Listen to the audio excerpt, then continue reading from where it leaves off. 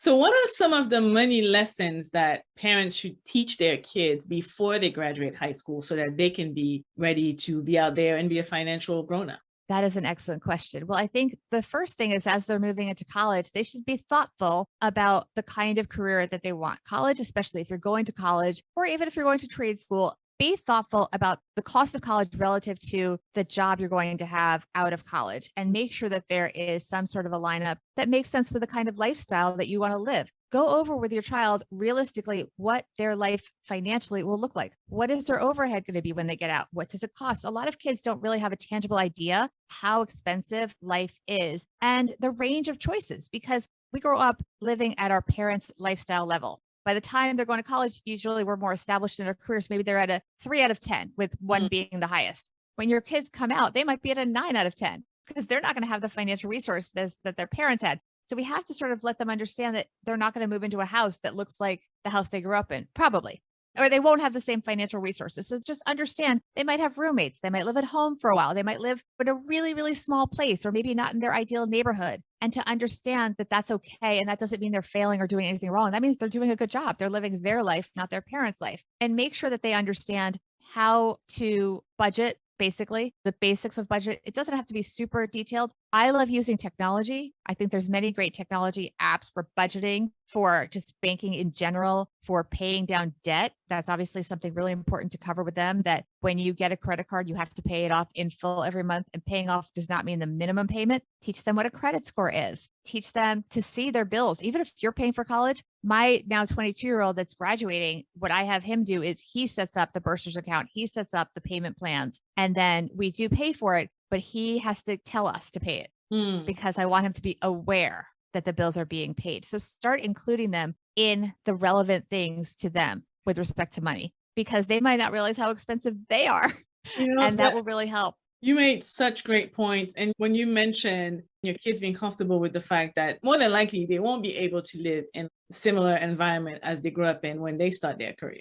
And that made me think of an acquaintance of mine. She grew up in a very luxurious part of Paris in like a really nice apartment. And then she got married. And an issue presented itself, I think probably created by her parents, but they decided that she shouldn't move in a smaller apartment with a husband, and they should move into the apartment that she grew up in.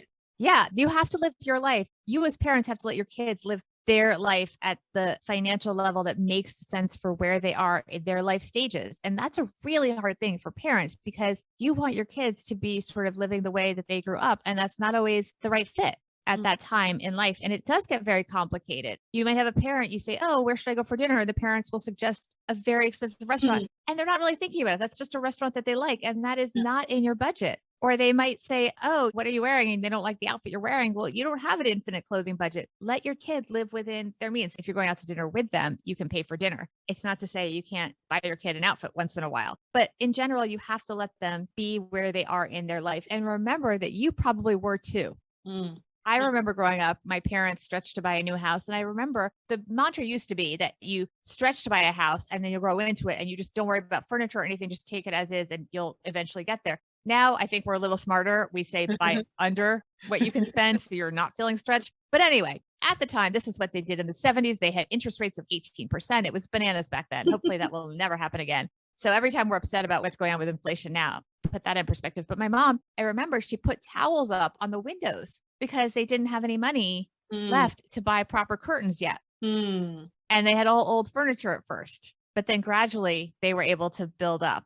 So it takes time. And that's something that we have to remember as parents, that we didn't instantly wake up to where we are now as parents of children that are whatever age. We worked up to that. We need to let them have the satisfaction of working up to that and not make them feel bad if they're not doing what we are doing. If we take a trip of a lifetime, they need to understand that's a trip of a lifetime after raising kids for 20 years. And that they don't need to travel at the same level. We traveled around.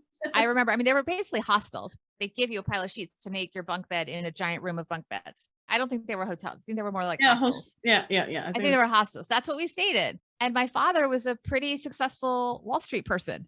So they could have paid for us to stay at reasonable hotels, but they just didn't. I don't know. That's where we stayed. So yeah, I remember 5 flights of stairs in Amsterdam. But look, I was in Amsterdam. How cool was that? I didn't really think about it at the time. That's just what we did.